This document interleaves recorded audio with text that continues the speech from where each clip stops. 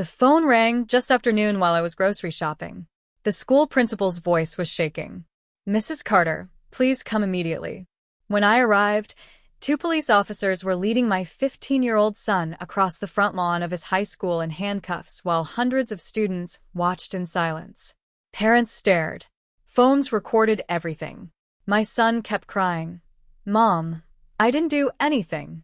3 days later, every accusation collapsed. The investigation proved he was completely innocent, and the officers quietly removed every charge. But the truth was even worse than I imagined. My own sister had secretly pushed the false report that started everything because she wanted to destroy my family over an inheritance dispute. She thought an apology would erase what she'd done. She had no idea I had already uncovered evidence that would change her life forever, and this time, I wasn't walking away quietly. My name is Emily Carter. I'm 30 years old, and until that Thursday afternoon, I believed the worst problems a mother could face were scraped knees, missed homework, or teenage arguments over curfews. I lived in a quiet suburb outside Chicago with my 15-year-old son, Noah. Since my husband passed away 6 years earlier, it had always been the two of us against the world. Life wasn't perfect, but it was honest, peaceful, and built on trust. That morning felt completely ordinary. I dropped Noah off at school just before 8. He grabbed his backpack, smiled through the passenger window, and reminded me not to forget the parent-teacher conference scheduled for the following week. "I won't," I laughed. "Have a good day." "You too, Mom." Those were the last normal words we shared. At 12:18 p.m., my phone rang while I was shopping for groceries. The caller ID showed the high school. "Mrs. Carter," the principal said, his voice unusually tense. "I need you to come to the school immediately." "What happened? Is Noah hurt?" "I'd rather explain when you arrive." My heart sank. I abandoned my shopping cart and drove faster than I ever had, praying it was nothing more than an accident. When I turned into the school parking lot, I froze. Two uniformed police officers were escorting Noah across the front entrance in handcuffs. Students lined the sidewalks. Parents stood silently beside their cars. Several teenagers were recording everything on their phones. Noah's face was pale. The moment he saw me, he shouted, "Mom, I didn't do anything. Please believe me." Every instinct told me to run toward him, but an officer calmly held up his hand. "We need everyone to remain calm." I looked into my son's terrified eyes. I knew that expression. He wasn't lying. Someone had started this nightmare. And before that day ended, I promised myself I would discover exactly who and why. The next 3 days felt longer than the previous 15 years of my life. Noah was released into my care later that afternoon, but the investigation remained active. The officers treated him respectfully, explaining that they were required to follow procedure while they verified the information they had received. Even so, the damage had already been done. Videos of him in handcuffs had spread through the school before we even reached home. That evening, Noah sat at the kitchen table, barely touching his dinner. "Mom," he whispered, "what if nobody believes me anymore?" I reached across the table and held his hand. "They will, because the truth doesn't disappear just because someone tells a lie." The following morning, I hired an attorney experienced in protecting families during investigations. His advice was simple. Answer every question honestly. Don't speculate. Let the evidence speak. So that's exactly what we did. School security footage was reviewed. Teachers were interviewed. Students who had been nearby gave statements. Every new piece of evidence pointed in the same direction. Noah's timeline never changed. Neither did the facts. On the third afternoon, Detective Sarah Collins called me into her office. She closed the door before speaking. "Mrs. Carter," she said quietly, "the investigation has cleared your son completely. There isn't any evidence supporting the original allegation." Relief washed over me so suddenly that I nearly lost my balance. "So, it's over?" "As far as your son is concerned, yes."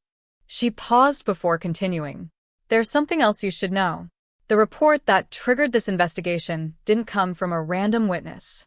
It came through someone with close knowledge of your family." I stared at her. "What does that mean?" "I can't discuss every detail while we're reviewing the false report, but I strongly suggest you think about anyone who may have had a personal reason to harm your family. The drive home felt strangely quiet. I replayed every family gathering, every argument, every uncomfortable conversation from the past year. Then one memory stopped me cold. 3 weeks earlier, my sister Olivia had looked directly at Noah during a family dinner and muttered, "Some people always get away with everything." At the time, I thought she was simply angry. Now, I wasn't so sure. I didn't confront Olivia. Not because I doubted my instincts, but because accusations without proof would only create more chaos. If someone had deliberately destroyed my son's reputation, I wanted facts, not another family argument. So I started quietly paying attention. I searched through old text messages, emails, and family group chats, looking for anything that suddenly seemed different. At first, nothing stood out. Then I noticed a pattern. Ever since my late father's estate had been settled 8 months earlier, Olivia had become increasingly bitter. Dad had divided everything equally, exactly as he promised for years. I never asked for more, yet Olivia often hinted that I had somehow manipulated him before he passed away. At family dinners, she joked that I had always been the favorite. None of us laughed. A week later, my Aunt Linda stopped by with a box of old family photographs. During our conversation, she casually mentioned, "Olivia kept asking whether Noah would eventually inherit your father's investment account." She seemed unusually interested. My stomach tightened. Why would she care about money that wasn't hers? That evening, my attorney called with another update. The detective handling the false report had obtained copies of several anonymous emails sent to school administrators during the previous month. They repeatedly questioned Noah's behavior and encouraged the school to watch him carefully. The sender had hidden behind anonymous accounts, but each email contained details that only a close family member could have known. I created a timeline on my dining room table. The inheritance argument, the anonymous complaints, Olivia's strange comments, the false report, each event connected to the next like pieces of a puzzle finally locking together. Still, I refused to act on suspicion alone.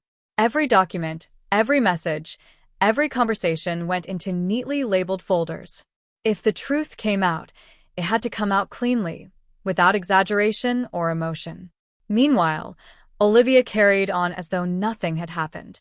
She even called 2 days later, pretending to check on Noah.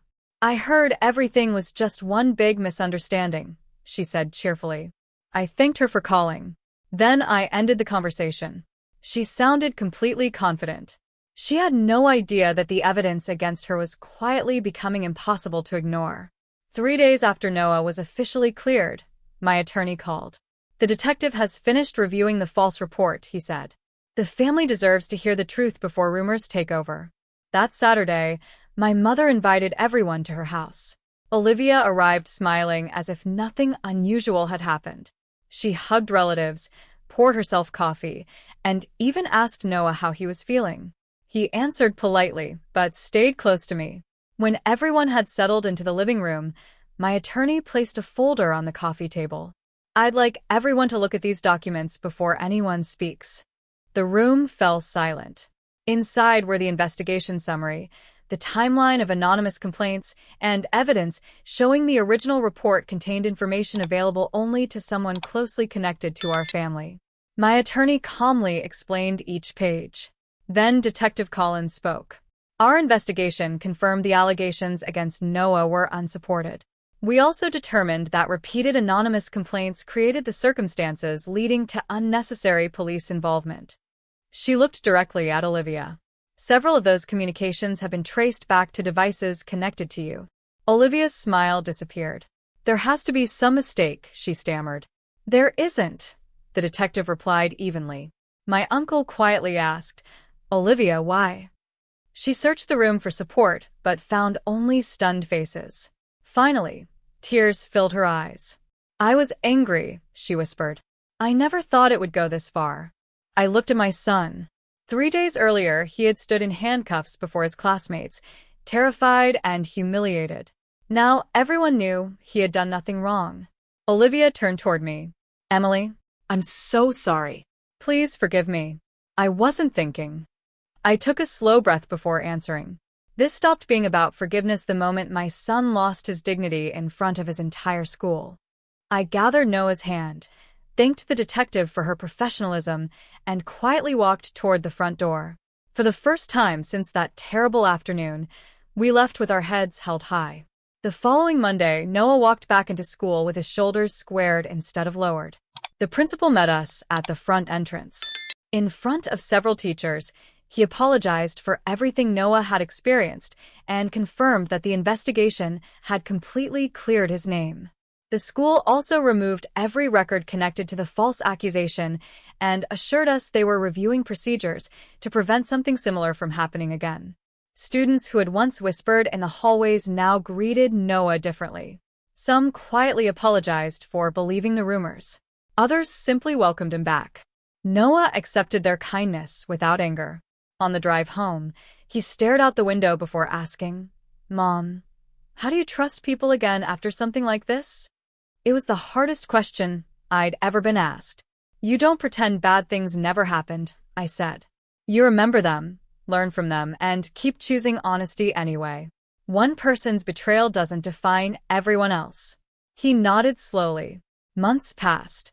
Our lives became peaceful again. Family gatherings grew smaller because some relationships couldn't be repaired overnight. Olivia respected the distance we chose, and although she apologized more than once, rebuilding trust would take far longer than saying the words, "I'm sorry." As for me, I stopped asking why someone I loved had tried to hurt us. That answer no longer mattered. What mattered was that my son had learned something far more valuable than revenge. He learned that truth can survive even the loudest lie. It may not arrive as quickly as we hope. It may test your patience and your faith. But if you stand beside the people you love, protect them with courage, and refuse to abandon the truth, justice has a way of finding its own path. And that was the lesson Noah and I would carry for the rest of our lives.